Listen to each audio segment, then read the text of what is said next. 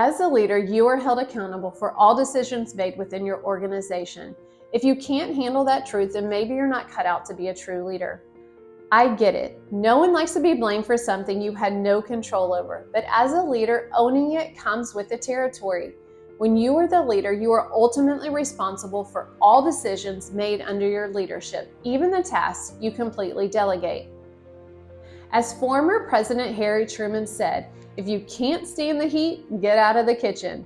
He used this statement to convey the idea that if someone can't handle the pressure and the challenges of a situation, they should step aside. This expression is used to emphasize that leadership and responsibility come with tough decisions and criticism. Let's shift gears and look at this topic with a scenario that many of us have experienced in some form. If you're at a casual restaurant and your food is burnt to the point that you can't eat it, what do you do? Do you ask to talk to the cook, who is the one responsible? No, most level-headed people would tell the waiter, who tells the cook to remake the dish, and most of the time the manager is also made aware.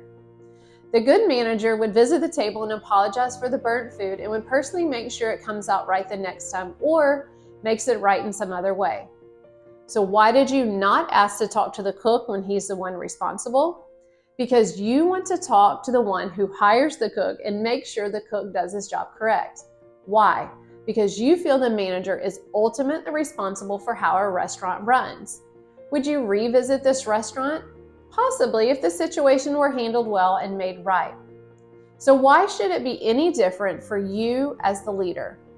When you become a leader, you give up your right to blame others. I cannot stand when I hear leaders blame others for something going wrong. Honestly, it's the sign of a weak leader. As a leader, if you don't like the way something was handled, either let it go and move on or do something about it, but don't blame others.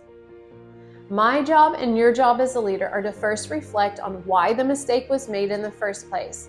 Was it due to poor communication or lack of training? Maybe limited experience? Many times you do everything right as a leader, but mistakes are still made. Life does not exist without mistakes, but there is always something to learn or an area to grow in after things go wrong. It's also important to note that some mistakes or poor decisions have serious consequences, but that's for another video because not everything is just a teaching moment for the person who made the mistake. Let's revisit the restaurant scenario. What if the manager did not apologize, but rather brought you a new plate of food and then blamed the cook? Yes, he's always burning the food, or I told him not to burn the food. He's passing the blame because he didn't do it, but it just makes him look like a jerk and a poor manager who does not handle his restaurant well. Would you return to the restaurant if the burnt food situation was handled in this manner? Probably not. But why? This is the same situation with the burnt food and the same outcome, a new plate of food.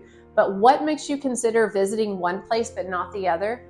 The answer is simple. It was the response of the manager.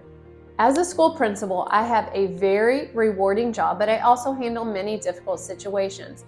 Believe me, there are numerous things my staff has said and done that I do not agree with, and many poor decisions have been made.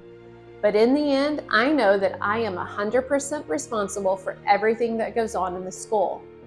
I am not naive to think that all situations where mistakes occur are as simple as a restaurant example. For me, it is never that simple because I'm responsible for the world's most precious commodity, and that is children. The decisions I make and how I respond to things can change the course of a child's life forever. Talk about pressure and making sure you make the right decision. I fully get how much weight can be on the shoulders of a leader. In my personal opinion, if you are a leader and you don't feel the weight of the organization on your shoulders, then you may not be carrying the weight because you have passed the blame onto others. Carrying the weight is not meant to be a burden, but it is part of the job. Carrying the weight also comes with a sense of fulfillment and influence. It gives you the opportunity to make positive change and to empower others. No one said that being an effective leader was easy. Many have the title of a leader, but few are true leaders. I want to end with this quote from John Maxwell. Leadership is taking responsibility while others are making excuses.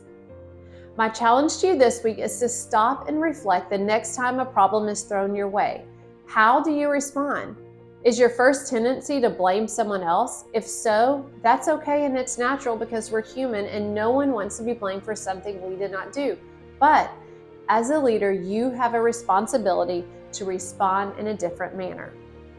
Thank you for joining Great to Lead. If you found value in the content today, please subscribe to the page or like the video. Until next week, strive to be a leader who inspires and leads with greatness.